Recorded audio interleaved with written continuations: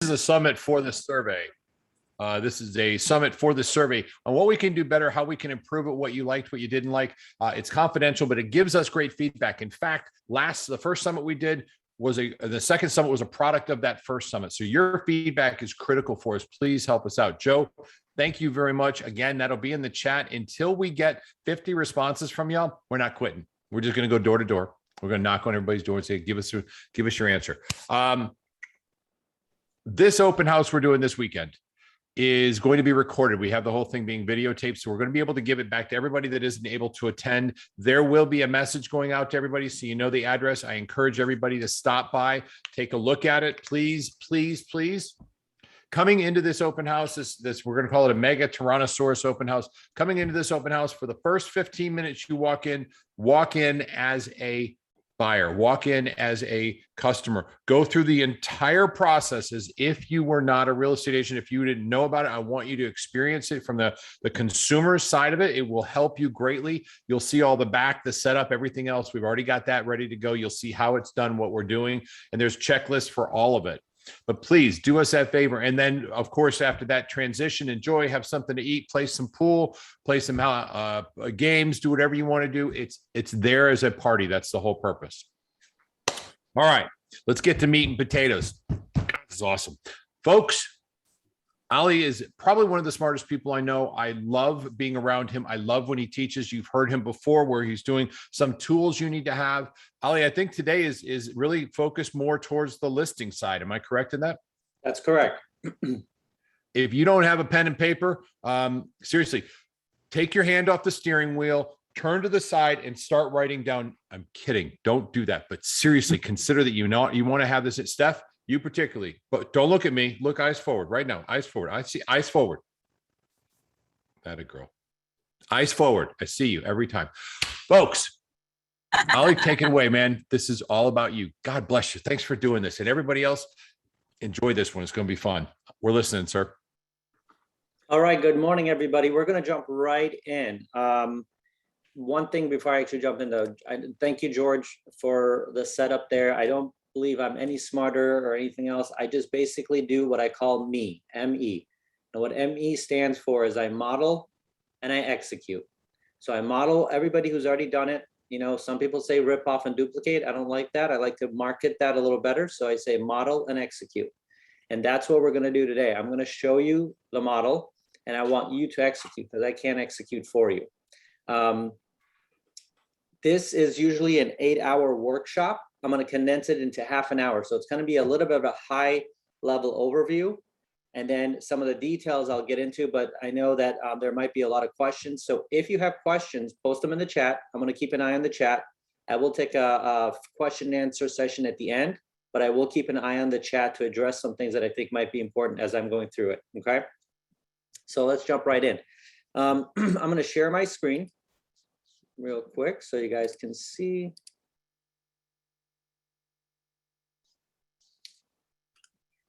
All right, just give me a thumbs up so I can make sure that you guys can see my screen. Okay, perfect. I see some thumbs up there. Great. That's all I needed there. Okay, so we're going to talk about listings. And the reason we're going to talk about listings is because the analogy I use, and this is what I share with agents that I meet with, whether it's an attraction call, whether I'm looking to potentially get in business with them on our team, is that leads is the fuel for your business, but listings is the engine. And so you really need both. You can't just have fuel but no engine. You can't have an engine without any fuel. So we're going to talk about 4 things today. We're going to talk about filling your funnel. We're going to talk about nurturing those leads. We're going to talk about getting the listing agreement. And then lastly, we're going to talk about getting that sold. So let's get started right here. I'm going to put that over there. All right. So the first thing we're going to talk about is fill your funnel. Now, every time I talk to an agent, especially those that say they're new, and what I consider a new agent is that the only day you're considered a new agent is the day that you passed your licensing exam.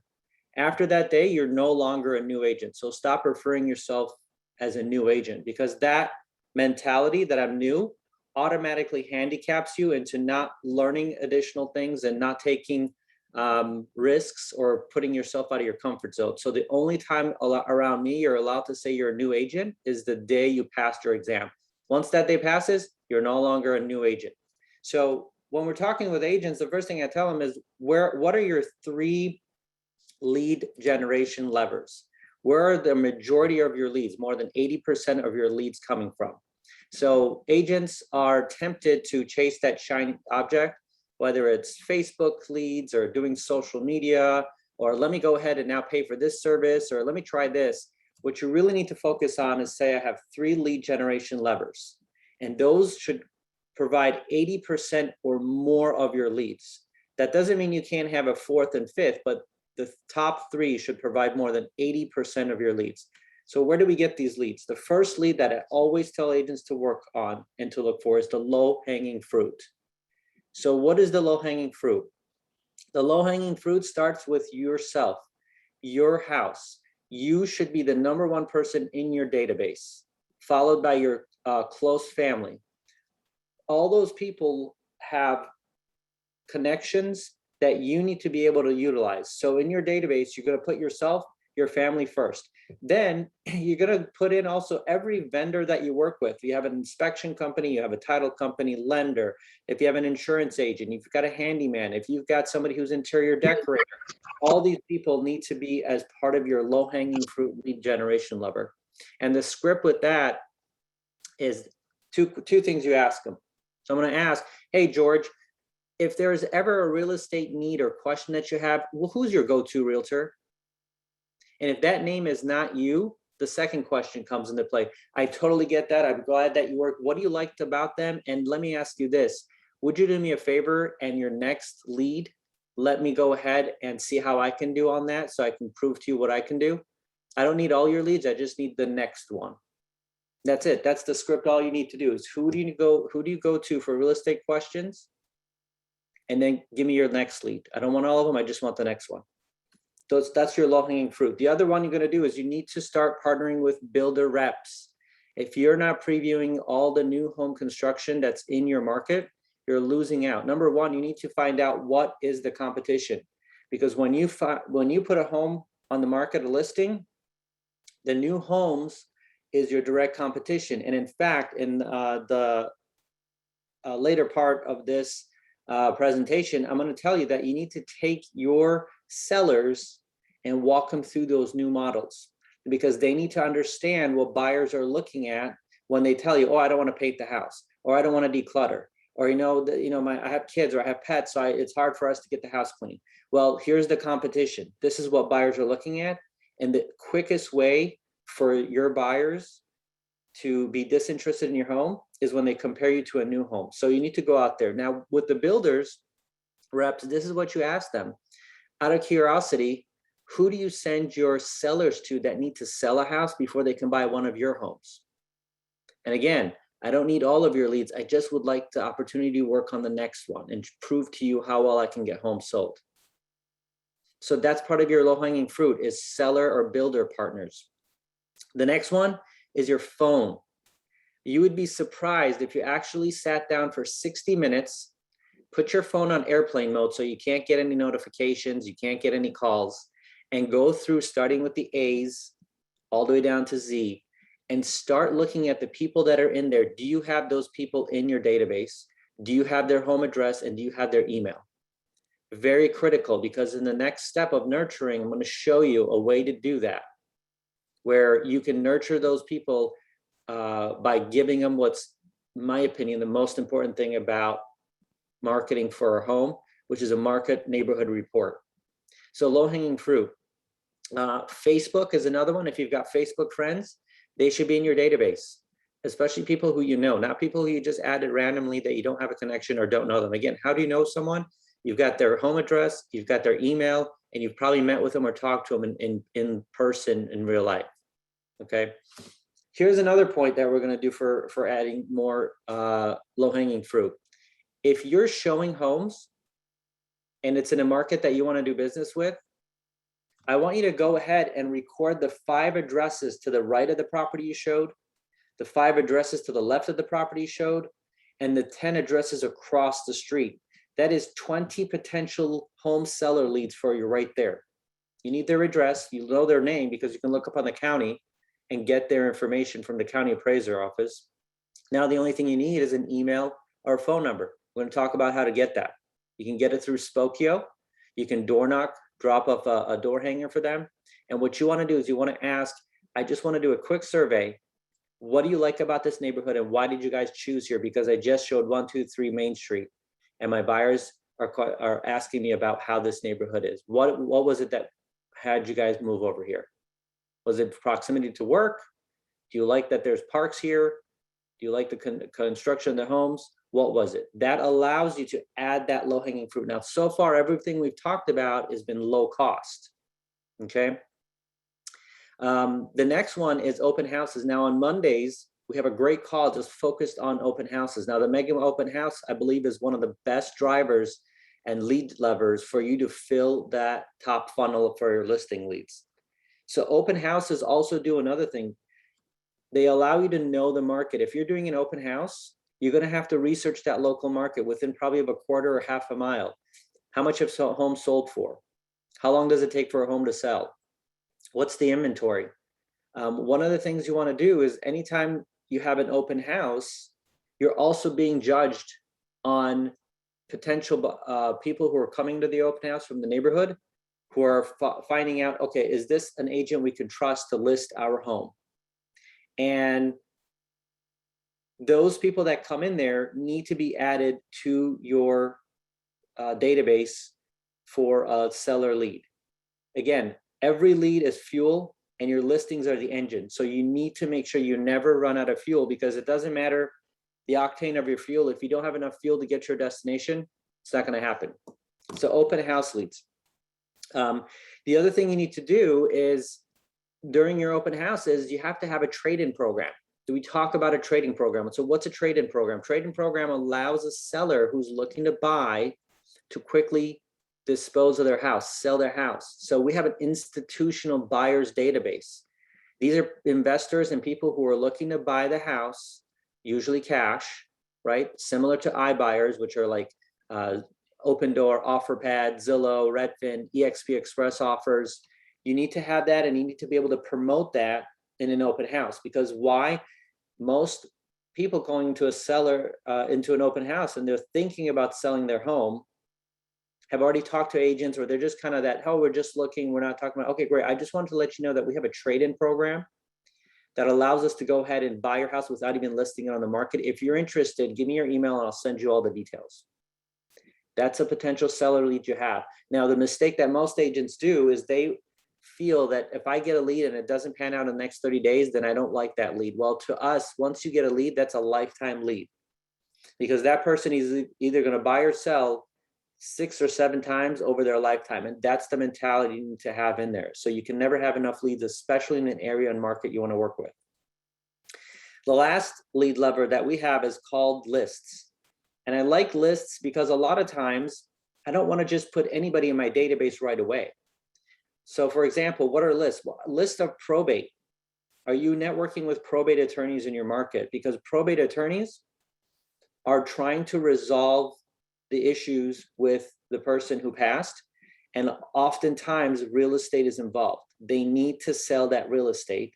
It's usually a pretty, I wouldn't say easy, but it's a pretty emotionless task for the estate attorney, because they're not looking to get the highest and best. They're looking to move that asset and convert it into cash.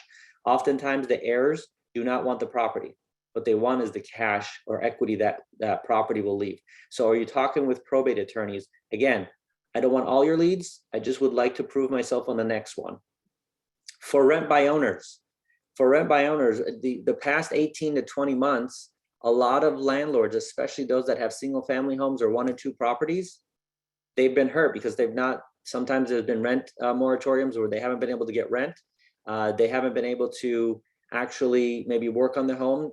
Cost of materials has gone up. A lot of those people, if you reach out for rent by owners, talking about here's the equity that you've made in your house, let's go ahead and sell this now while the market is at the top, where it's premium.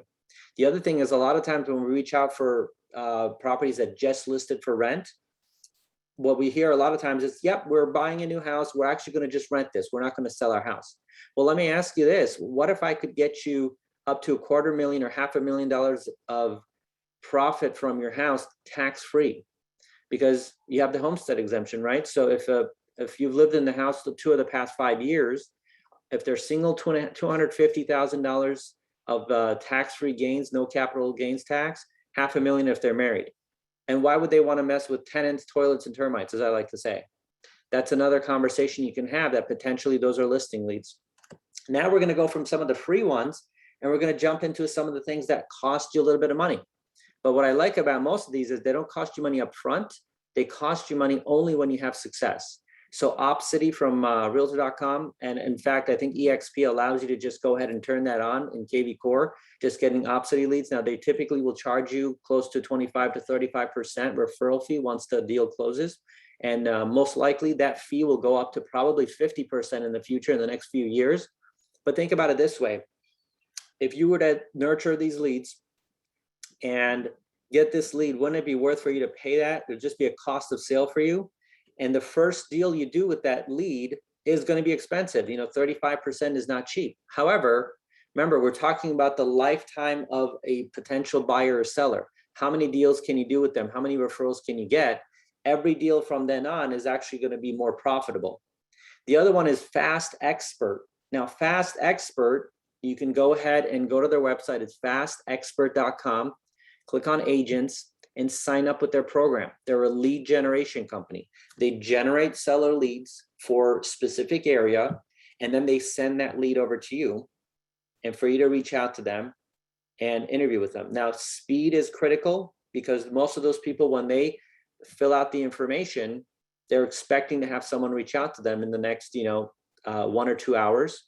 We typically will have a virtual assistant work on that to make sure that they're reached out to within 5 minutes. Even if it's just a quick text, quick phone call, leave them a voicemail message. Hey, I'm going to try you back within the next half hour. Here's my number to call me right away or shoot me a text. What Fast Expert allows you to do is it also allows you to update that lead for them so that they know where they're at. Some programs like Fast Expert expect you to update at least once a month. Some want you to go ahead and update those weekly. Now, I have several that we use, but I really like Fast Expert because a lot of their leads are good quality leads. And you can pretty much say an area that you want to work with. So for example, if you're, let's say in the Atlanta area, you put in the zip codes you want to work with, and those are the leads they send you, and they charge you a 25% referral fee at closing. The other one I liked is ZBuyer. Now, ZBuyer, you pay up front for a specific zip code, and they give you a set number of listing leads and buyer leads for that area. This one is good when you have already filled up your number one, your low-hanging fruit, and you've already done your open house strategy. Typical open house strategy, you want to do 20 open houses a year. If you have those two done, then you deserve the right to go ahead and now pay for something like ZBuyer. But if you haven't done that, there's no point in paying. Go ahead and knock out those things. There's leads there for you. Another one that I like, and I think it's going to make a comeback as the market cools off a little bit, is called Fsbo Hot Sheet. So FSBOHotSheet.com allows you to pay to get for sale by owner leads. Very accurate, up-to-date leads for a specific zip code or area that you have. Vulcan 7 is another one. If you're doing expires or open houses, Vulcan 7 is a great one to do. Now, Vulcan 7 is a little bit pricier, but their data is very good. An alternative to Vulcan 7 is Espresso Agent. Espresso Agent allows you to get for sale by owner data, expired data. Typically costs about $159 a month, and they'll give it to you for a specific MLS area. So if you're part of, let's say, the Orlando MLS or the Daytona MLS, you can select one MLS, and they'll give you all that data. And for sale by owners, they'll usually do a 50-mile radius. So why would you want something that may not be in your market area? Well, we work on referrals, right? So if you've got a for sale by owner lead and it's further away than where you want to work, why don't you find an agent and refer that lead and get yourself a referral fee? Okay. Not every home needs to be sold by you. It can always be sold by one of your real estate partners. Okay. The other thing that is a low-hanging fruit, if you've been an agent for a while, Go back to every home you've ever sold.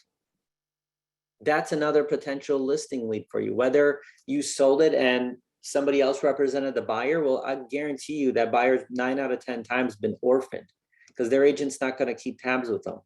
Well, you can just reach out to them, and the script is very simple. Hi, Joe. This is Ali. You may not remember me, but I was actually the listing agent that listed the house you're currently living. I just wanted to reach out to you, find out how you like the home, and I hope you're having a good time. Just out of curiosity, have you guys outgrown the home you're in right now? And let the conversation go from there. 9 times out of 10, they will not remember their agent. If they do, and they say, oh, thank you so much, but we work with George Philback. He's the guy who sold our home. He's been in touch with us.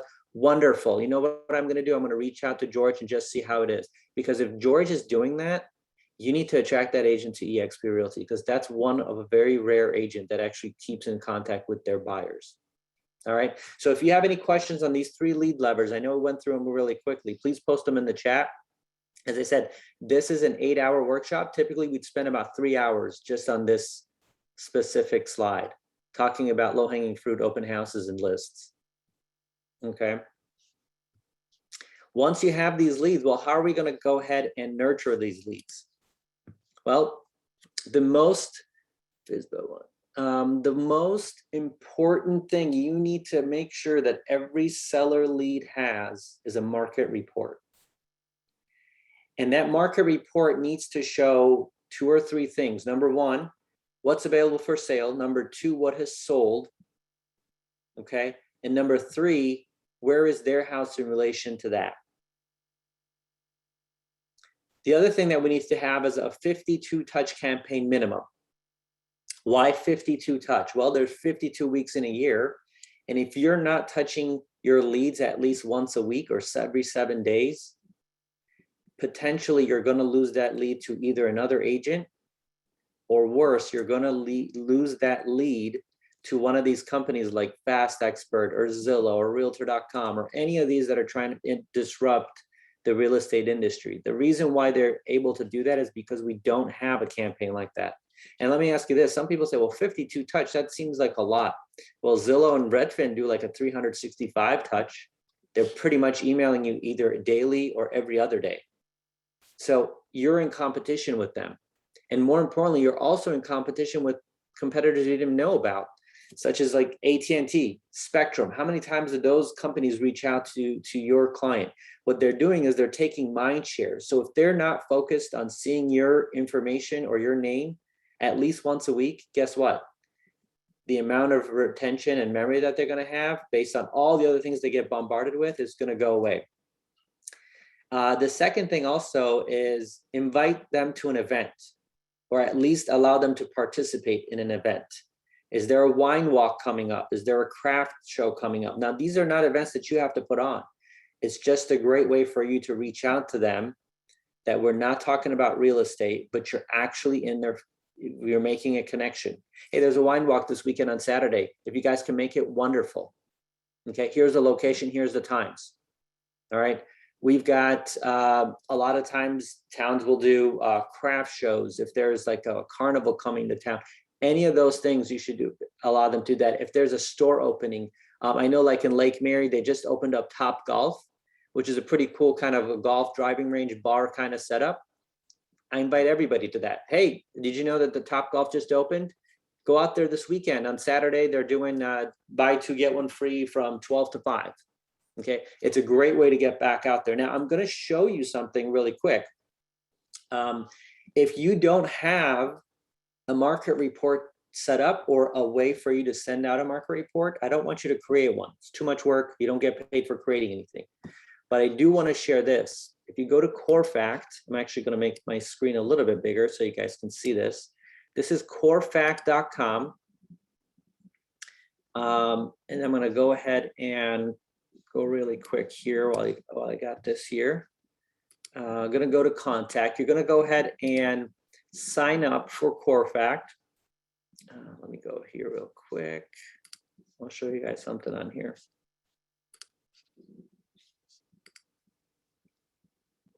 I'm actually going to make my screen a little bigger so you guys can see it. Now, Corfac does charge you to send out postcards and mailers and that. That's great, no problem. But I don't want you to do that option yet. What I want you to do is I want you to sign up for an account. It's free. Once you sign up for an account, you're going to go to contacts, which is this tab right here. Once you've got contacts, you can go ahead and upload your contacts or add them one by one here with the add and edit.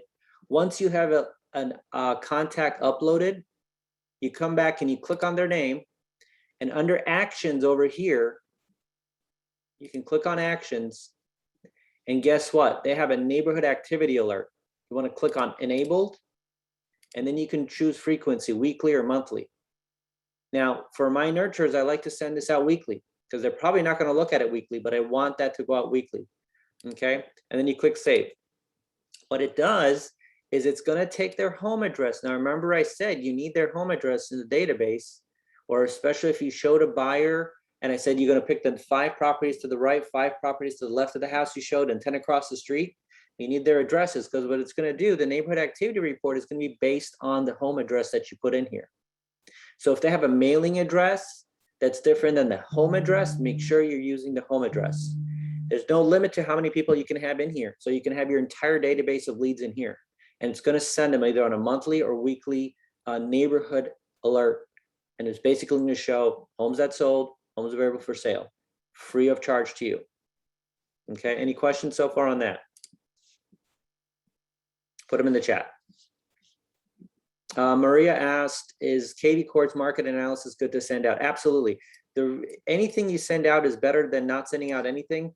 The key is that it has to go out consistently, and you want it to get it automated. That's why I like Corfax better than anyone else, because it's automated. You just upload the contact information and it automatically sends it out. So you need their name, address, and email. Those are the 3 main components that you need. So a lot of people also ask, well, what happens if they unsubscribe? You'd be surprised as to how many people do not unsubscribe on this email. Because number one, the information is relevant to them. Number 2, the information is constantly changing because homes are selling, they're coming on the market, and prices are fluctuating. So this is not something that's static like a cookie recipe. This is something that they're always constantly looking at because the information is constantly changing and it's relevant to them. Okay, so the market report, Corfac has a free one. There's also RPR, which I think George had mentioned. We're going to have a training on that. Definitely has great information about the market. We like to take a snapshot of the pricing that they have. The RPR has a map that you can put in any address in America. There's over 110 million property records in RPR. You can put any address in America in there. And then on the right-hand side, it gives you a little map and it shows the property you put in along with the property all around it. And it gives a valuation, just like a very rough estimate of what that home is worth. We like to snapshot that, take a screenshot, and email that to all of our potential hot seller nurture leads. We typically like to do that every quarter, so once every 3 months. So how else do you also stay in touch? Well, 52 touch. So what are 52 touch you're going to need? Well, we like to use 6 phone calls. That's once every 2 months. 6 phone calls. That's 6 minus 52. Now you're down to what? About 46 touches. 12 mailers. I like to use TPMCO. Okay, the personal marketing company, TPMCO.com. I'm going to actually post it in the chat. Now, this one costs about 75 cents or so per mailer, per address send out every time. But it's a 2-page, it's 4 pages, two pages front and back. It's a really good one of sending out to your database and just kind of keep in contact with them, because it puts your information up front there. It's a mailer, so they're going to be able to touch it and physically see it. You don't need to send it to your entire database. That's your eventual goal. You want to do it to all your past clients. You wanted to do it in all the markets that you want to work with. So for example, if your average price point that you're targeting is $400,000, well, everybody in your database that is in that $400,000 range should be in your TPMCO mailer every month. Now, if somebody's like 150, or if it's in a market that's outside of where you want to work, you don't need to send that out. You need to figure out what's another touch I can send them. So we've got 6 phone calls, 12 mailers to TPMCO, 12 emails minimum. That's the market report we talked about, number 1, right? So if you're already sending that out, great. The next one is seller guides. Are you sending out a quarterly seller guide? So the company I like to use is called keepingcurrentmatters.com. That's keepingcurrentmatters with an S.com. They provide a 24 to 26 page buyer guide and seller guide every quarter. So right now they're about to roll out the winter one. You can customize it with your name and information, contact information, download it, email it out. If you are meeting with people in person, you can print it out and do it. That could be costly, but I love to email it out. It's a seller guide. It talks about the entire market overall in the specific areas of the country, what prices are going for, how long the homes stay on market typically. The other thing it talks about is getting your home ready to list. What are the things that are most beneficial in terms of painting or replacing appliances? All those things, very important. The other thing that I like to send out is home purchase anniversary. Even if you were the one that did not help them buy the home, remember, everybody bought their home at one point. So, well, the way we do it is we go to the county assessor's office, we look up their address, and it usually will record the month and year that they purchased their home. Well, we take the month and put it in the database, and then you or your assistant is in charge of sending out a home purchase anniversary card the month of their purchase. So for example, everybody who purchased in October will start getting their card in the mail this week coming up. Doesn't matter what they purchased in the beginning or the end, but it's, hey, can you believe time flies so fast? It's been another year that you guys have been in your home. I hope you're enjoying it. Out of curiosity, have you overgrown your house yet? And that way, the calls, one of them could be knowing that if in October I have to give a call and the card went out, hey, did you receive my home purchase anniversary card? I just wanted to make sure I congratulate you guys for another year in your home.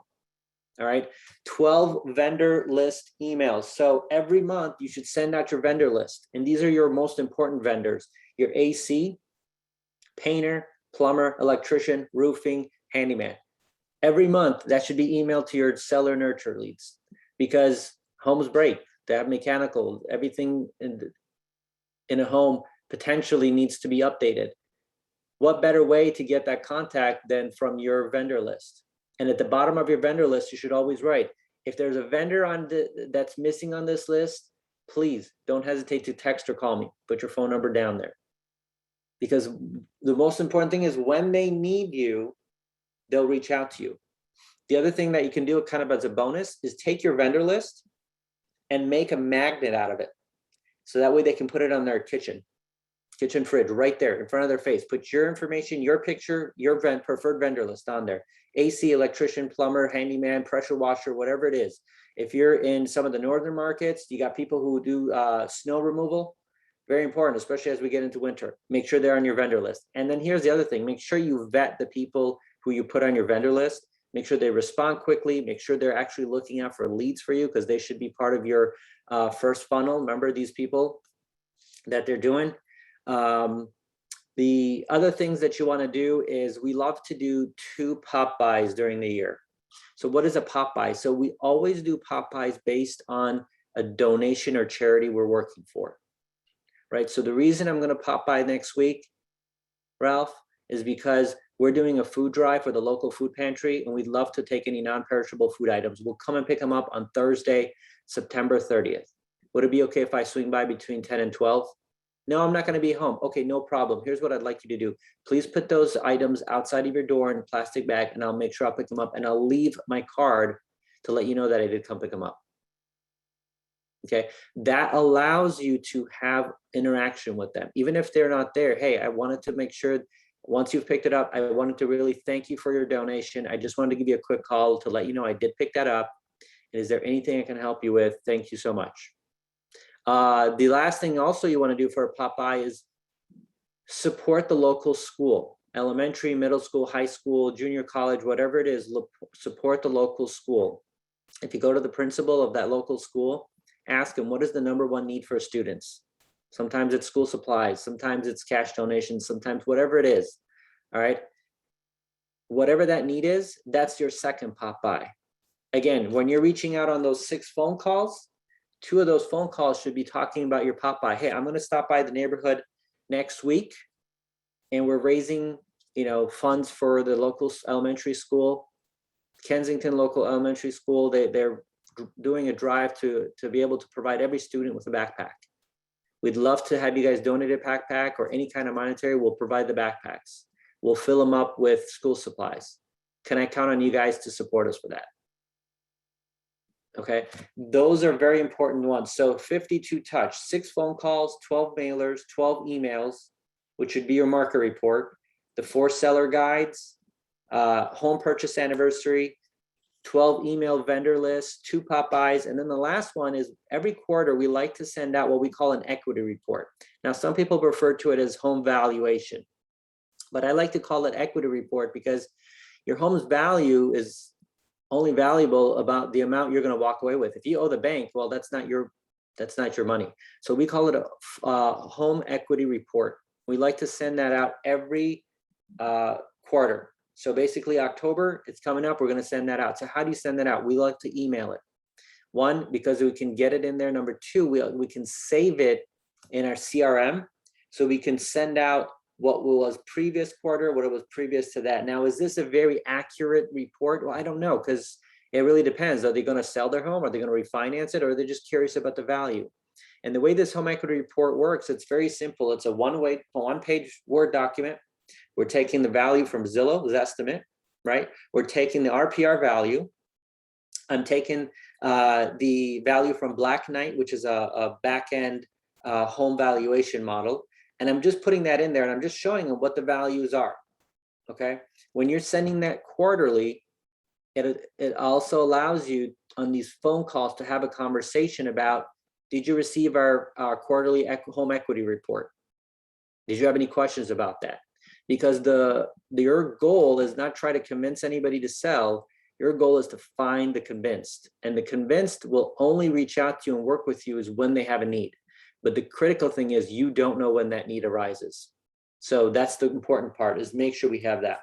I'm going to go to the chat really quick before we go to the next 2. Let's see, keeping current matters frequency. The frequency of that is every quarter. So the seller and buyer guide, it's winter, spring, summer, and fall. That's how they do their buyer and seller guide. They provide it. You just go in there, put your picture, put your contact information, download it as a PDF. It's generally 24 to 30 pages. It's a great looking professional document. You can email that out. If you want to print it out, you can take it to a listing. You can have it at your open houses. I always recommend that you make sure you have a professional printed out, or make sure your printer has really good quality ink and it's a crisp printout. Because a lot of times the worst thing you want to have is, I'd rather not you have it if you're going to have it on something that's not good quality. Nancy said, would a Facebook campaign be okay to raise money for a school project? I don't like that idea, only because I want face-to-face, right? Because I don't want anybody anonymously donating. The whole point of a pop-by and for you to help a local charity or a school is that you want to have that face-to-face interaction, all right? If you want to do a Facebook campaign to raise funds for it, awesome, great, but don't use that as one of your touch points. Let's see, okay, we got all those. All right, so if there's no other questions on this, I'm going to go to the next one, which is actually getting the listing agreement. Now, we could have an entire class on this, but I just want you to touch on these 3 points. The number one way for you to lose a listing is you drag it on too long. All right, because when you have a listing booked with a seller, they've pretty much said you have the listing unless you lose it. So all of your listing kit needs to be sent to the seller prior to the meeting. What is your listing kit comprised of? You need to have your resume.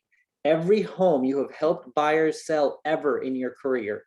If you have a team, you put all the team's homes that they have sold or bought, and it could be a huge long list. It just needs to be an Excel or like a Google Sheet list. Here's the address, here's the year and date it was bought and sold, and here was the final purchase price. That's all you need. You don't need beds, baths, square footage, none of that. Just the address, year or month it was bought and sold, and the actual purchase price. Now, if you're a newer agent and say, well, I don't have that, well, you can start right away and you just don't include that in your kit right now, because the kit only includes what's going to make you look good. So if you're a newer agent and you don't have enough sales, just wait.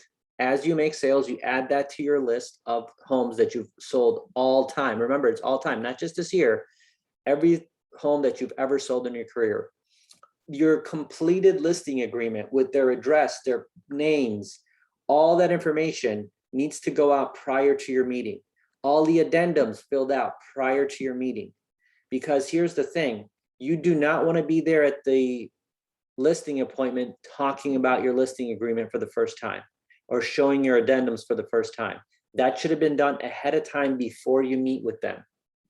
And the script is this: in order to make sure I give you guys the highest amount of attention and really focus on the marketing and pricing of the property, I'm going to send you our listing kit, which includes all the documents you're going to have to sign. And I want you to review it and go over it. That way, if you have any questions, I can answer those for you without having to waste your time, because I really value your time. And thank you for the opportunity.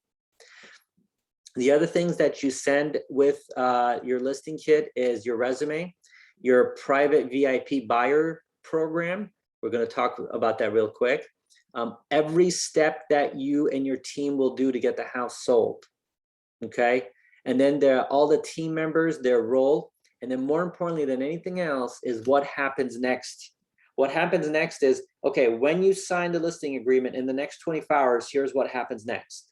Once we actually have your house launched live on the market, here's what happens next. Day 2, day 3, day 4, day 7, day 14, day 30, day 50, day 60. All that should be just on like an Excel spreadsheet printed out, and it should go with your listing kit. It's going to separate you from any other agent that they are interviewing or potentially interviewing, and it's going to alleviate and delete objections, as I like to call it, which is step 2. All right. The only thing I do not include in that listing kit will be the comps that I'm going to use to talk about the actual comp that we're going to price the home. If the home is 5 years or older, I do require a pre-listing inspection. Because why? I'm trying to delete objections for the buyers now, and I need to explain this to the seller. Mr. and Mrs. Seller, oftentimes deals fall apart for one of 2 reasons. Number 1, it's an inspection issue. Number 2, it's a lending issue. Okay, I can't control the lending for the most part, but I can control the inspection issues. And the way we do that is I want you to have a full inspection done with a report, printed report, so we can go over it and see what we can address and what we have to disclose before we get your house under contract. And here's the reason why: because when a buyer sees there's issues, even if they're minor, automatically the cost of that repair or credit is 10x. It's going to be 10 times. You got a light switch that's not working, Home Depot, $3. The moment it shows up on an inspection report, it's now $30 to $300 because it has to be done by a licensed, insured person. And guess what? Now all of a sudden the whole electrical system of the house is broken. That's what a buyer's mentality is, because buyers are very emotional when they're buying it. They don't want their ego hurt by buying a house that requires a lot of work. And also to make sure that the money that they're paying, especially in this market where we're getting at ask or maybe above ask prices, they want to make sure that they're making a good financial decision. So get that listing inspection done and addressed before you go to the market. Here's the other reason why. We're going to talk about getting sold next. Don't waste your time having to go back and forth little inspection items with the other agent. Number 1, it hurts your relationship with the other agent. Number 2, and more importantly, it hurts your seller, because now your seller starts having resentment, and so does the buyer, because you guys are bickering over little things that should have been addressed before the house was listed. All right. We offer a 12-month home warranty on every listing. That's not something that we always pay, but we offer that. And we let the buyers know, and we let the sellers know. It's a great way for us to make sure that when a buyer is buying your home, they have peace of mind. We have a love it or leave it guarantee for every buyer that buys our listing. What does that mean? If you buy this home, okay, we market that, and you don't love it or leave it in the next 12 months, guess what? We'll list that home and we'll sell it for free. We won't charge you a listing commission. You just pay the buyer broker fee. What did I just do? I just locked up a potential listing for myself of the new buyer that's buying the house. That should be in all your marketing material. Why are we letting that potential lead go? It's called the love it or leave it guarantee. Commission is a success fee. That's what we always talk about. We don't say that our commission, our success fee is X%. And here's that percentage broken down. It's our success fee. If we're not successful, you don't pay. It sounds like a law firm kind of line, but hey, it works. It's our success fee. And then lastly, a lot of times, if you're talking about pricing, a lot of times, well, we don't know. What do you think? I know you don't know, but if you did know, what would you buy? What would you pay for your house? I want that number from them first, because I want to know how crazy they are. Are they involved with what I have in mind based on the comps or not yet?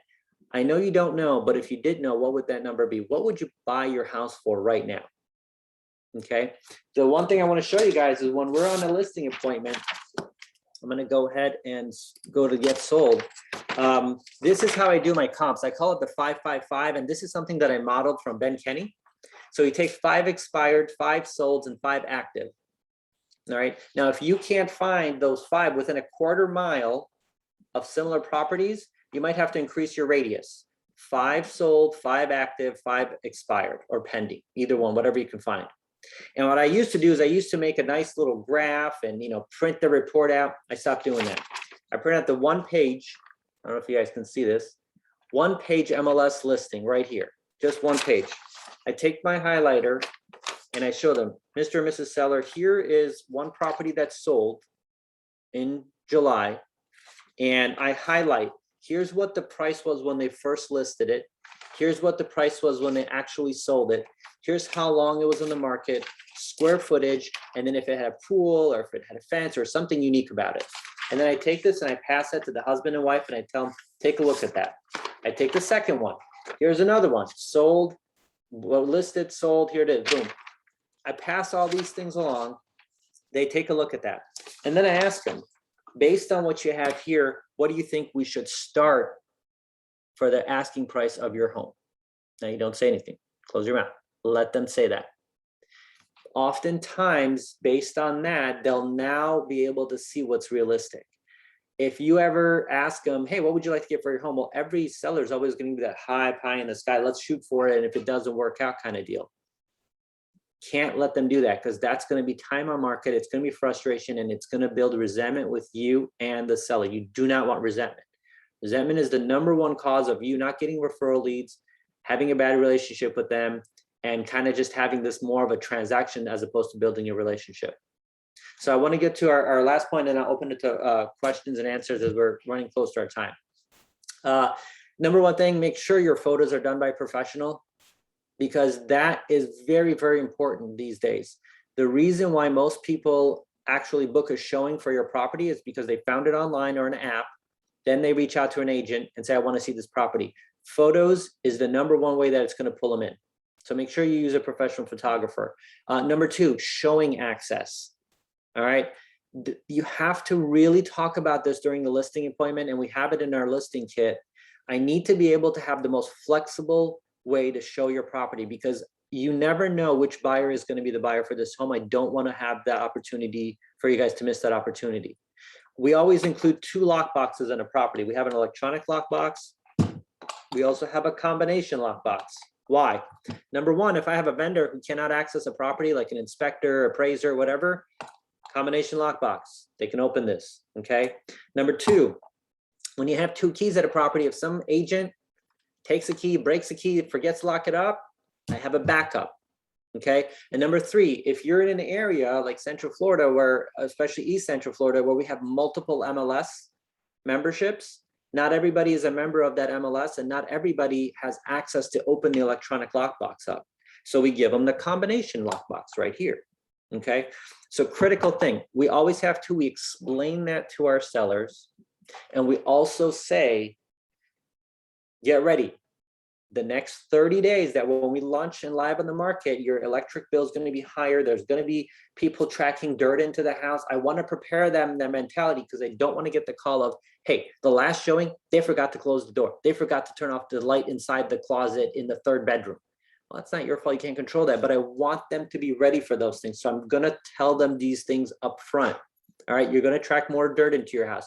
You guys are going to have to live out of like, box lunches for the next 30 days because you can't have time to cook because I need to be able to show this house immediately. A lot of times, just to drive by a sign and then they call either me or their agent and they want to get in that house because they're in that neighborhood or visiting for a short time. I need to have quick turnaround. I need the sellers to understand that because that's how we get your house sold, Mr. and Mrs. Seller. We don't want to lose out. Lastly, I'm going to wrap it up with winning offer setup. What does that mean? You need to have all the information you need for the buyer agent.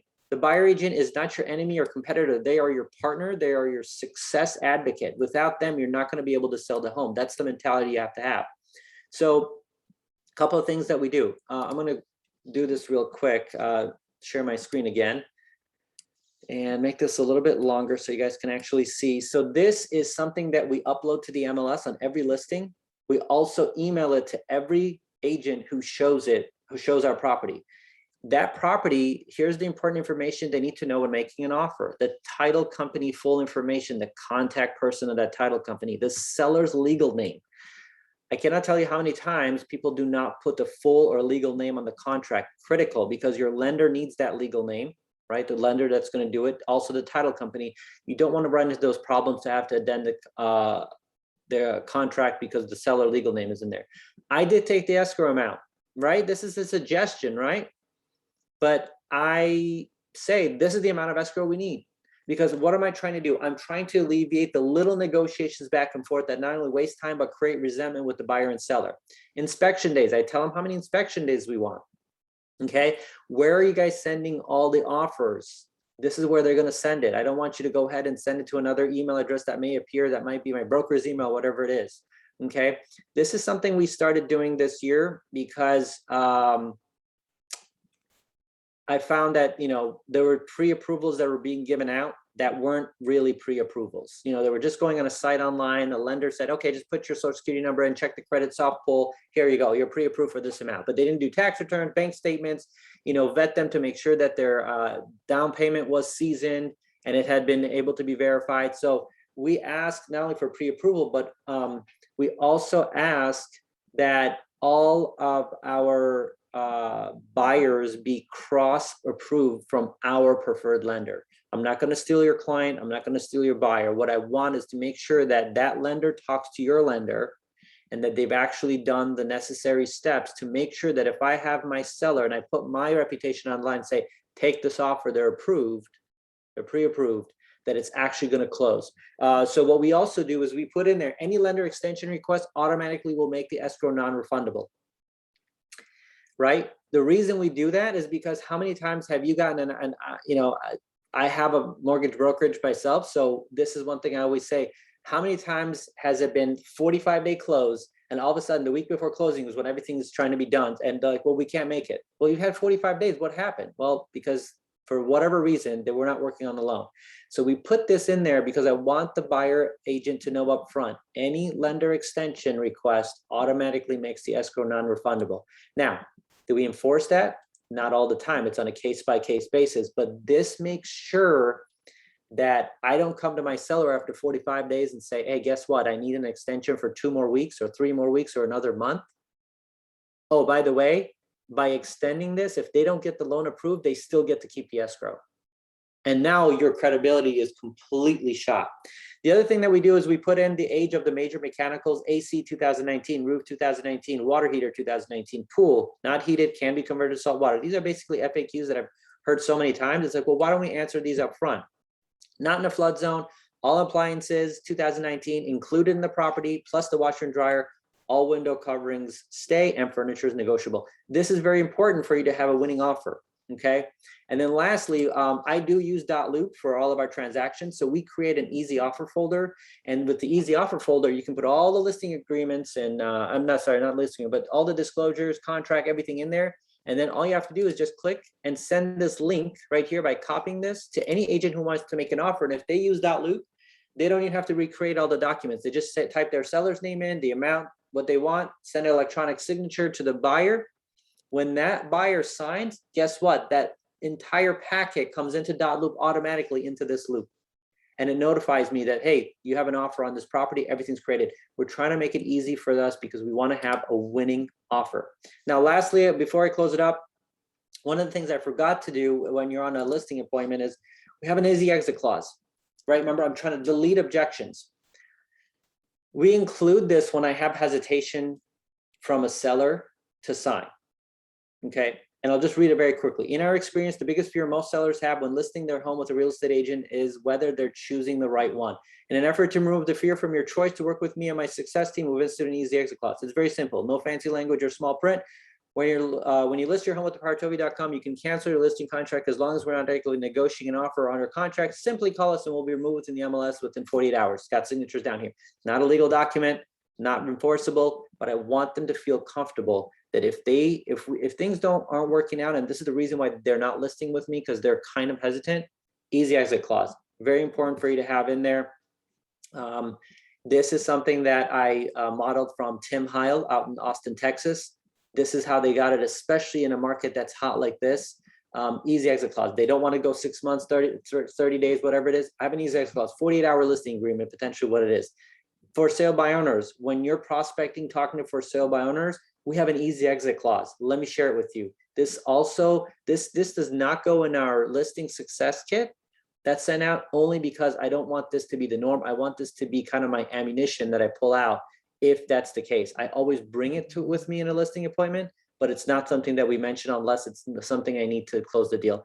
With that, it is 9:30 and I want to open it up to questions. So if you want to post them in the chat or if you want to come online, please feel free. I know it's a lot of information. This is usually an 8-hour workshop that we get really into detail and actually create your success kit, but I wanted to bring it to you guys and share it with you guys. Thank you so much. You were amazing and I could not write fast enough. Oh, you're welcome. Just please, if you guys have any questions, I'm going to hang around here and go over any questions that you had. For everybody that is now watching this and went through this and Ali, unbelievable. We have two places. You can go to Workplace and it's in there as well. It is also going to be on YouTube and there's a link for the YouTube channel where all of these will be kept there too, to make it a little easier. Should you decide to share it with a friend to kind of talk about what we cover. So we've done that intentionally. The YouTube link will be dropped in here. I would strongly suggest everybody subscribe to that channel, like it so that you get notified when they come out. It'll be updates. I had to address that because it was so important. George, I'm seeing a lot of questions in the chat about the easy exit clause. I'll send that to Tiffany or Joe if you guys want to then just, I don't know, put it in the morning mindset group or wherever you guys want to do it. So if anybody wants to download it, they can. It's just a Word document. I modeled it, I guess, as I said, I just customized it to what I wanted. It's not legally binding, but it allows the seller to take away those objections, delete the objections, I like to say. Make it easy. Ali, something that you brought, well, along with the easy exit clause, along with, I mean, so many things with Black Lincoln, and I typed that in the chat as well. What all of you, we have to get is that you first want to model and then you want to execute. And I'm assuming, Ali, you didn't put all this together in 1 week. This was something that was kind of time on task over time. Is that fair? This is 8 years. This is 8 years of narrowing it down, trying, experimenting, copying somebody, ripping off and duplicating everything to get it. This is what I believe is going to be the majority of what you need to do. So my suggestion to everybody that is saying, I want to duplicate this, there was so much good stuff, is go, it'll take about an hour or so for it to show up in YouTube and you'll get notified when it's up there if you subscribe to the channel. But seriously, go in there and then press play and then press pause and then write down your notes and literally go step by step by step. Model after him and execute. He uses ME. I say copy the hell out of it and rip it off. All right, because this is great stuff. And this is your entire ensemble. As far as the exit clause, we put it in our listing agreement where it says it can cancel anytime for any reason. It doesn't matter how you write it. It simply matters that it's paper. The act of pen to paper is what gives them the freedom saying I'm okay. Because it's not, is that fair, Ali? Once they see it, they're like, oh, good. Because that was the only thing that was holding me back. You know, one of the ways I got this idea was I was flying on a Southwest flight from, I think it was Mega Camp in Austin, Texas when I was at Keller Williams.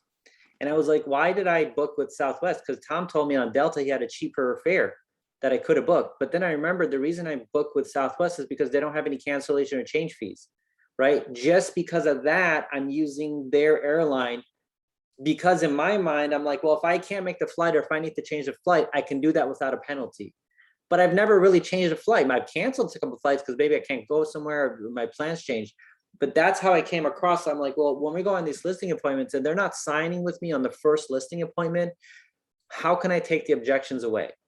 And so a lot of times it's, well, we don't know. We don't really want to be in a 6-month contract, or, well, we're not really sure. Hey, let me take that fear away from you. We have what's called an easy exit clause. If there's anything that's not working out, or if you change your mind, let's say, for example, you were going to have a job transfer and you no longer are going to get transferred, things changed. All you have to do is just give us a call, send us an email, tell me to take the listing off there. No questions asked. Within 48 hours, we'll have it off the MLS. I mean, we take that pressure off of them, because, and a lot of times when the few times that we've actually used that, what I typically see is usually the wife is the one that kicks the husband under the leg, like, okay, now we feel comfortable, because the wife is usually the one that's wants it to be more secure. Can we get out of this? Are we taking a risk? Immediately when I have that, so sometimes I'll kind of give my attention more to the wife when I'm talking about the easy exit clause. And immediately it's like, okay, we'll sign. And that's it. And one of the other things we do is in our listing agreement, we do have, there's a cost for photographs, things like that. We cross that off. If you're using the exit clause, don't worry, we'll eat the cost of the photographs. We'll eat the cost of any marketing we've already done for the thing. That's just the cost of doing business. Now, in the 8 years, how many times have I had to eat that cost? 3 times. Once it was job related. Second time, it was the seller fell ill. Third time, it was because we had to fire the seller. It was not a seller we wanted to work with. That's it. Oh, I want to piggyback on that as well. The couple times I've had to do that, because those are no cost. You can cancel for whatever reason. They're usually because they decided not to sell. And the question will come up, so you're willing to do that and cancel at any time? And I always go with this. I said, I'm going to provide amazing service, and you're not going to want to cancel, because it's exactly what. But I also want to make sure, where most agents don't, that if your life strategies change, I have to honor that. And I don't want anything from you. And they're impressed. And I said, the funny thing is, though, every time I do that, because that's really service at the highest level, it inevitably, they introduce me to a friend of theirs that needs that kind of help, which means, providing great service really benefits my business. And if that means we can't work together now, I'm great with that, because you're the only thing that matter. That's your practice conversation, as it were. And Ali, so we can move forward with this. Jay, you've got your hand up. Shoot, buddy. Jay DeFalco. There you go. Hey, yeah. You mentioned several times that this was an 8-hour course that you normally have, or a workshop. How can we have access to that workshop if we're interested? I'm actually going to do it as a webinar, because this is what I do for my team. So we're doing the one for the Chicago team at the end of October. If you guys are interested in just hopping on the webinar, just go ahead and shoot me your email to ali@partovigroup.com. Here, I'll go to here. You'll see it right here. And give me your contact. Go ahead. Hold on. I'm going to simplify this for you. The answer is yes. So how do we make it available? Can I have Tiffany reach out to you so that she can have that link available, and we'll just kind of talk about it before it comes up? Yeah, sure. Okay, that'd be awesome, because I know everybody's going to want to know that. So Tiffany, Joe, let's make sure that we a week or two beforehand, we start collecting emails of people, so we can, I don't want to send it out to everybody. If they're going to communicate that they're interested, let's do something where they can maybe a poll on here where we can get their emails, but we want to make sure that we can include them. Ali, thank you. And Jay, great question. I have to say this because it's so important. And I'll jump in. You now have a great template. In fact, on these calls, these masterminds, you get a lot of great nuggets. Go back, and if it is not on your schedule, Ali, I want your feedback on this incredibly. I strongly believe that you need to schedule in your time for prospecting, for lead generation, what he's talking about, going through phone, Facebook, everything that he covered in here.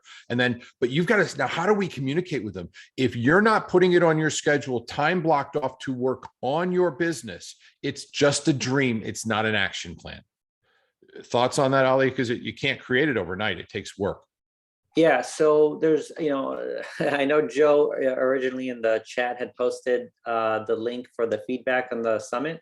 And it said for all you high Ds, well, I'm a high D, right? So I get easily distracted and I want to get to the point right away. So I found two things that have really helped. Number one, I use an app called Timular. I'll show you guys what it is. I don't know if you can see it. I hate this background blurring. It's right here. It's called Timular. So it's Time. Can you stop sharing your screen so we can see it? Yeah, sure. 1 second. Oh, sorry. I forgot you guys can't see it. Hold on 1 second. Okay. It's called Timular. It's here. How about this? It's this app right there. The one with the arrow looks like YouTube purple, white. TIM. I'll put it in the chat too, so you guys can have it.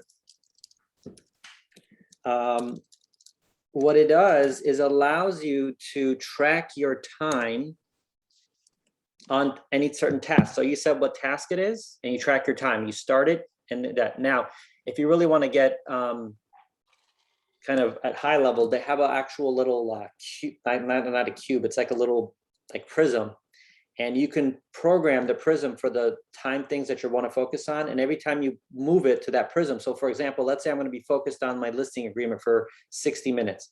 I basically put it on the listing focus, and it will start tracking my time, the amount of time I'm spending there. Now, let's say I get a phone call and I have to stop. I'll go ahead and I'll put it over into the phone call. It'll stop tracking that time. That's one. I really like Timular because what I have set it up is I've set it up for all the business that I have to work on.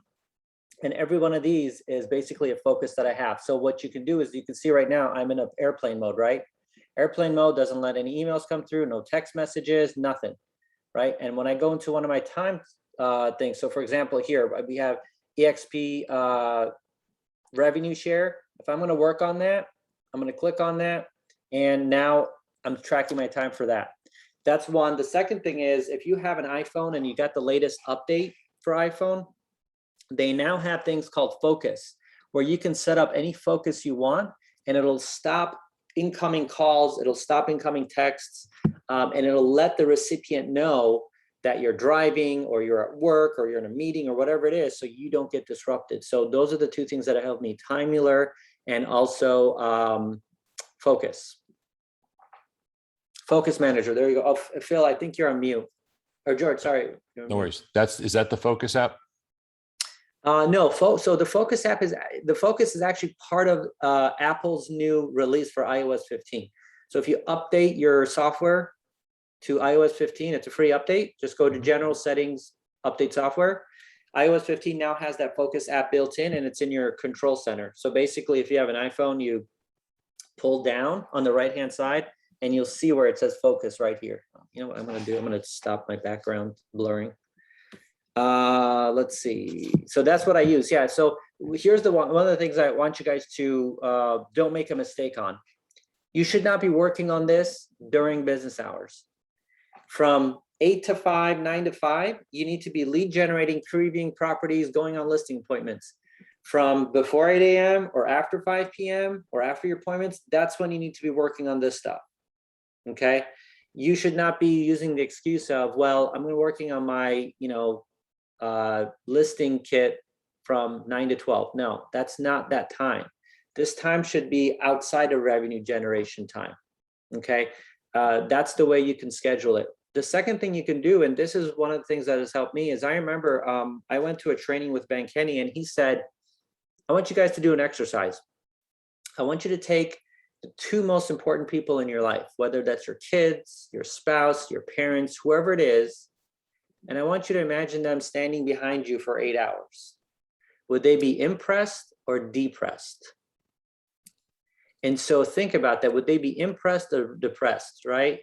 So if there is activity that you know you should be doing that you're not doing, that's how you're going to find out, when am I going to schedule this? So what I would do is do it before. I usually like to do it early in the morning. And then if I'm watching YouTube video, like for example, I watched Kyle Whistle's listing presentation. He streamed it live from Brent Gove event. It's on YouTube.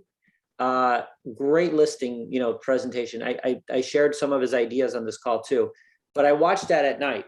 Okay. You can also watch it if you're exercising. So that's one of my things, what I call net time, no extra time.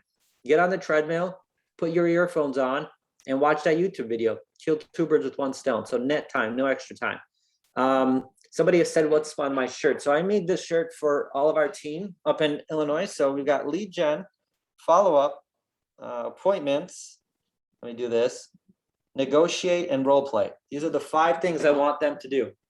And in the back, it's got realtor like hashtag. So this is the shirt that we give them because those are the things that I need to have them focus on from 8 to 5. Those are the only things they should be doing. All the other things that, you know, we talked about in this call, those should be happening after your revenue generation time. Just love it. It keeps you on point. You're seeing that. All right, folks, anybody else have anything they want to add, ask, and get involved? This is your opportunity. Please jump on it.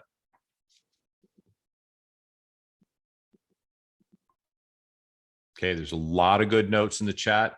Go through the chat. I challenge everybody once we turn it into the after party, when we free up Ali, go through the chat, write down some notes. You got one opportunity to do this, and then please go to YouTube, revisit this, and then put this into action. Start building up what you need to work on. This is necessary. Listings to live. You have to have this building presentation. And these aren't that much different than everything we've talked about. Your pre-listing package has your marketing as well as your listing agreements, Ali. I love that. I love that. That's a simple, easy fix. Hopefully all of you already have ready to go at a moment's notice this. And this is a good pre-listing package. It talks about marketing, everything else. Edit it, make it your own. He added some other benefits to it. So please incorporate those. You can do this, but it's not going to happen overnight. And if you don't take action right now and get it on your schedule, it probably won't happen. And that's the criminal part. We had 115 people, Ali. This was unbelievable. I want more. Thanks, guys, for being here. And I hope you guys implement this at least one step in the next 24 hours, because every day that goes by, you're going to lose 20% of the information we talked about. And so within 5 days, you'll be down to 0. So just make sure, and then watch this YouTube of this over and over again. You can always pause it, come back to it, and then I'll get with Tiffany about the actual workshop. Michael asked a question. Michael, what are the agent, and it's actually agents that from your listing presentation, and I think Kyle was in there, and the Austin guy, I forgot his name, the young kid. Yeah, so the agents were Tim Heil from the Heil Group. It's H-E-Y-L. Wow. And then Ben Kenny. So B-N-K-I-N-N-E-Y. He runs a big team with Keller Williams up in Bellingham, Washington. And then Kyle Whistle, which he's with EXP in San Diego.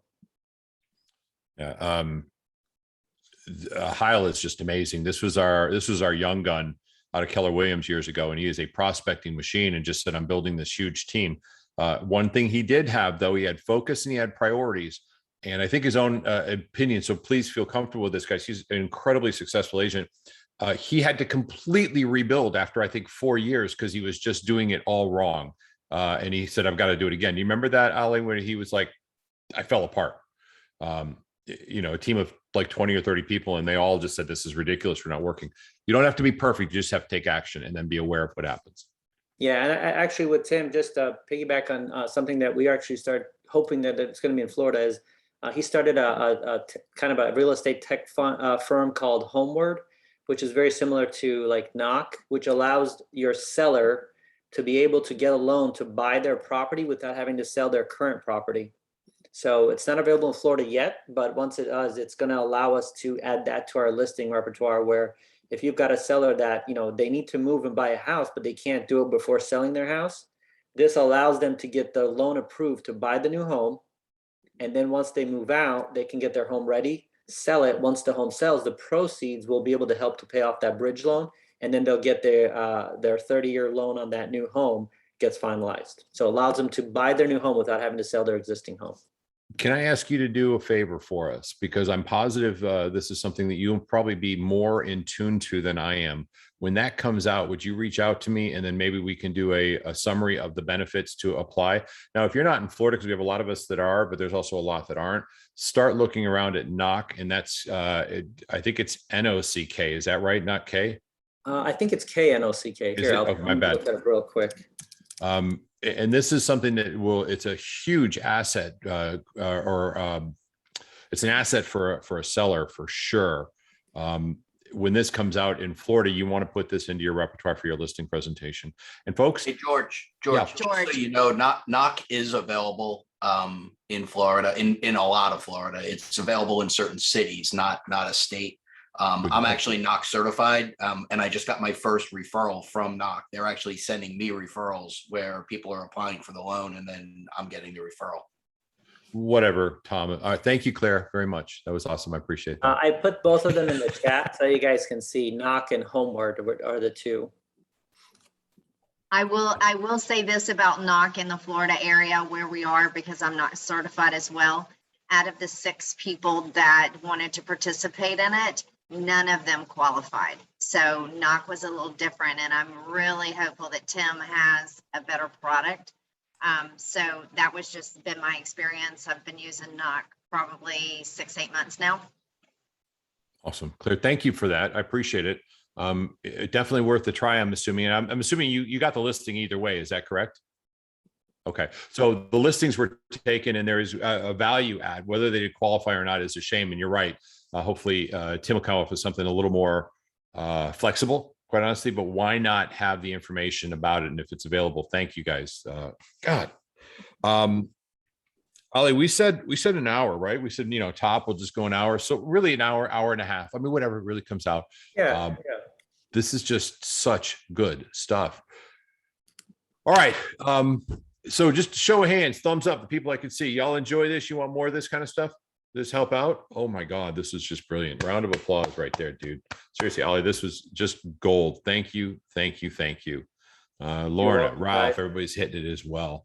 We'll let this run and keep going. We've got another 9 minutes or so for anybody that wants to stick on and just kind of throw ideas back and forth. Ali, I know we're eating into your busy time. So if you've got to run, we get it. You've got me for another 10 minutes, so I'm good to go. Outstanding. Folks, don't waste this opportunity. Talk to them, ask them questions. So Ali, I wanted to add something because you had mentioned something, preparing the sellers, and something that has worked in our group was when we're preparing them about how many people are going to be coming through the house, before we even do the photography, what we have encouraged them, because of the fast market and they know about it, is go ahead and pack everything, but only leave what you need for the next 30 days. And that has made a huge difference. It's less cost for the seller so far as staging is concerned. It also minimized what they had to clean up, and they were able to prepare their pets, their children, and the stress level came down immensely. And we got great feedback with our team for everybody pre-preparing so far as the home inspection and also pre-packing. It made a huge difference. So that was just something that's worked for our group. Awesome. Yeah, Claire, that's definitely talk about that. In fact, usually once we have the listing signed, I'll ask them, is there anywhere else by chance you guys could move to while we're putting the house on the market? Some people have a second home, especially like New Smyrna Beach area, they have a condo. Go live in the condo for the next 2 months. All right, next 30 days. Let the house be availably shown anytime at any moment's notice. So if that's an option, it's not an option for most people, but if that's an option, I want to be able to use that because, again, my goal is to sell your home. That's number one. And then the second one is to make the process as easy as possible. Yes, if I could jump in, I totally agree with your pre-inspection, 100%. I mean, just like you said, a light switch could turn into $300. God forbid it needs an air conditioner or roof. I mean, you're talking thousands upon thousands of dollars. I 100% agree with the pre-inspection myself. I know a lot of agents don't agree with that, but I'm one that does agree. Yeah, and we made that it's a requirement. If the house is 5 years or older, it's a requirement. I will not take a listing without it because I have ran into too many times where I gave an exception, said, oh, that's okay. If you don't want to pay for the, $350, $400 part of the inspection, it's fine. And then we get the inspection from the buyer after negotiating, getting terms down back and forth. And the seller is already kind of beat up from that process. And now all of a sudden, 10 days later, we have a list of inspection, requests. And now we got to go back and forth about credit. And now they want to bring in inspectors. And now we have to extend the inspection contingency. It's like, it's headache for the seller. It creates resentment for them. And more importantly, it wastes time for everybody. And so I don't want to have that. And oftentimes, every time that a seller has done that pre-listing inspection, they have always thanked us afterwards, because there were little things that comes up on there. Caulk around the bathroom and showers, always number one, it's going to be on there. GFCI in the kitchen, always going to come up on an inspection report. They can address all those things before we even list the property, or even when we list it and they've already got that schedule for somebody to come out, electrician, whoever, to replace those, it can happen. And then secondly, if like it needs a new AC or anything like that, we already get quotes for that. So that when a buyer comes in and we say, hey, you know, this property will probably need a new AC. Here's 3 quotes we already have, so you can know exactly what it is. I don't want you to come and tell me AC unit's going to cost 10 grand, so we need 10 grand off the price. Well, I know it's going to be 3,800 because here's the quote, we got it right on there. Again, your vendor list is very important because, you know, we have 5 AC companies based on what area we're at. And I could immediately tell them, hey, here's the square footage of the home. I need an estimate for an AC. So they're like, okay, you need the whole unit? Boom, here it is. If you give me the square footage, this is the 15 SEER we're going to put in. Here's the estimate. This is what it's going to cost. And now we have that estimate. We include it in the buyer information if we know. So those are very, very important. The other thing I know in Florida, roof is an issue. If your roof needs to be replaced, it's going to be impacting insurance. You may not even be able to get the house insured. So that's another thing to have, is great roofers, especially those that can replace a roof in an amount of time. In Illinois, we want to make sure they also have a radon test done, because I know if you have a radon levels are not acceptable in the basement or in the house, it has to be remediated. So we always have that done as part of the pre-listing inspection. And we only call it a pre-listing inspection. All it really is a full inspection. It's just the seller's paying for it and they keep that report. We do not share that report with the buyer. We say we have already done an inspection, but you have to provide your own. We will not share that with them. And that's because of a liability issue. We want to make sure that the buyer has their own inspection done. But we tell the buyer's agent and the buyer that we have done an inspection of the property and we've addressed any issues that may have came up. And we do disclose any issues that had come up. So for example, if there was radon and we remediated it, we'll let them know there was radon, we remediated. Here's all the paperwork. Here's the warranty from the company that did the work, so that they know it. And Jay, yes, the listing inspection is paid for by the sellers. And so here's the other thing I do. You'll get that one seller who's like, absolutely not, I will not pay for the listing inspection. I'm like, here's what we'll do. You do the listing inspection now, and at closing, I'll reimburse for half of that. I'll reimburse for 3/4 of it, whatever it is. But it's always at closing. So if it's not successful, I don't have money out of my pocket. So there's always, you can do that. There's no rule against reimbursing a seller for a listing inspection if they choose not to do it, or if money's tight. You know, I understand that some sellers, it's that financially they can't afford to do it, but always an option on the table. You pay for it right now. At closing, I'll reimburse you for half, a third, 75%, full, whatever it is. Any other questions or clarification or insight? Anybody else have best practices they want to share? If I could ask you real quick, and I don't mind, you know, compensating you to kind of help, but would you be interested in sending out a listing agreement to those who, you know, ask of it? I know it's not cheap to put these packets together anyways, but I'm trying to collect several myself to get some ideas. Oh, you mean like a pre-listing kit? Right.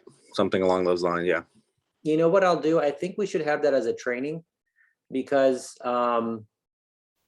it's important to not just send it out, but it's also important to frame it for the seller of what they need to review and what they need to focus on. So I include a resume only because I think if they're hiring a professional, they should have your resume, and it's very easy. It's only like a paragraph long. It's like, you know, here's how many years I've been in real estate. Here's what I did before. Here's where I'm going to help you out and what this means for you. I literally write that on there. What this means for you is I've got excellent negotiating skills. We know what it's going to take. We know the surprises that are going to happen. And then more importantly, it's, you really, really, really cannot stress this enough. You really need to make sure that whoever's making the decision for the listing, they need to they need to have gone through that packet before the appointment. I will reschedule appointment. My team is instructed to reschedule the appointment when they confirm if they have not completely gone through that listing packet and answered our 4 questions that we have at the end of the listing packet, because we need to make sure that when we're on the listing presentation, we're talking about marketing and price. Those are the only 2 things we want to talk about. I've got my hand up and I'll get rid of it in a second. How would you feel about October 19th? It's a Tuesday, a couple weeks from now, doing the pre-listing package. Does that fit in your calendar? Can I do it the week after? Only because I know October 19th, I'll be in Melbourne. I have a pretty much all-day discovery day with a company in Melbourne area. 26th, is that okay? Yeah, 26th is fine. Okay, I'll put it down. We can do that as well. That'll be awesome. If there's some things that you want to have available, as long as they're PDF versions, kind of a tutorials, if you want to get those to Tiffany ahead of time, we can have those in the daily downloads. It can only be one PDF, so they have to be combined. So We can have that available as well. And you know how I'm going to do that? I'm going to go to I Love PDF, which was one of the tech stuff I shared, and put them all into one, merge it all in there. I love it. Outstanding, man. That'd be great. I'm looking forward to it. Okay.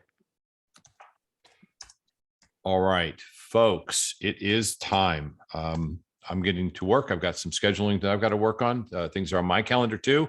Have an amazing day. There's an onboarding call Well starting done. right now. If you got any questions, let's go there. Folks, Thanks, one more Ali. time. Ali, Thank you. brilliant. Thanks, guys. Appreciate it. Just remember, the best way you can reward me is go out and implement this and execute in the next 24 hours. Done. You can also go to his Google page and write him a review, not about the class, but about his real estate prowess and skills. Just saying, that would be a nice touch. Just saying. The most amazing, knowledgeable real estate person I've ever worked with. He's just incredible in what he knows and how he serves his clients.